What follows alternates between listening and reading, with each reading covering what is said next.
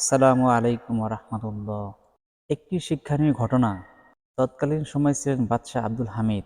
একদিন তার দরবারে এক ব্যক্তি এসে বললেন, বাদশাহ হামিদকে গিয়ে বলুন তিনি আমার কাছে ঋণগ্রস্ত। তখন কথাটি শুনে বাদশার কাছে কথাটি পৌঁছানো হলো এবং বাদশাকে বললেন, আপনার কাছে এক ব্যক্তি নাকি ঋণগ্রস্ত, তিনি বাইরে আছেন, একথা তিনি বলছেন। তখন বাদশাহ আব্দুল হামিদ বললেন, ঠিক আছে, তাকে আমার কাছে আনো। এবং তাকে জিজ্ঞেস করলো, হে বৎস, আমি তোমার কাছে কিভাবে ঋণগ্রস্ত? তখন ওই ব্যক্তি বললেন, হে বাদশাহ, আমি একজন ব্যবসায়ী ছিলাম। ব্যবসায় আমি লস খেয়ে দেউলিয়া হয়ে গেছি এবং আমি প্রতি রাতে আল্লাহর দরবারে ঋণগ্রস্তর কারণে ঋণ মওকুফের জন্য আমি আল্লাহর কাছে দোয়া করতে থাকতাম।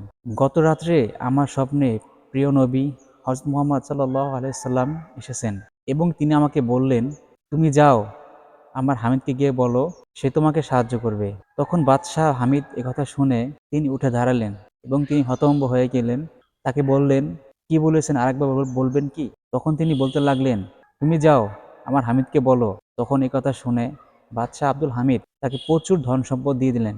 এরপর বাদশাহ আব্দুল হামিদের যে সঙ্গী ছিল তিনি বলতেছেন, হে বৎস, এগুলো কি তোমার জন্য যথেষ্ট নয়? তখন ওই ব্যক্তি বললেন, হ্যাঁ, আমার জন্য এগুলো যথেষ্ট। যখন ওই ব্যক্তি চলে যাওয়ার পরে তখন তার সঙ্গী তাকে বলছেন, হে বাদশাহ, আপনি তাকে এত কিছু দিয়ে দিলেন? তখন বাদশাহ আব্দুল হামিদ বললেন, সে যদি আমার ধন সম্পদ সবকিছু চাইতো, যদি আমার রাজত্ব চেয়ে নিত, আমি তাকে দিয়ে দিতাম। গত রাতে আমি কাজের কারণে টেবিলে ঘুমিয়ে পড়ি। গত রাত্রে আমি নবীর জন্য দুরূদ সালাত পাঠ করতে পারিনি। হায় আফসোস।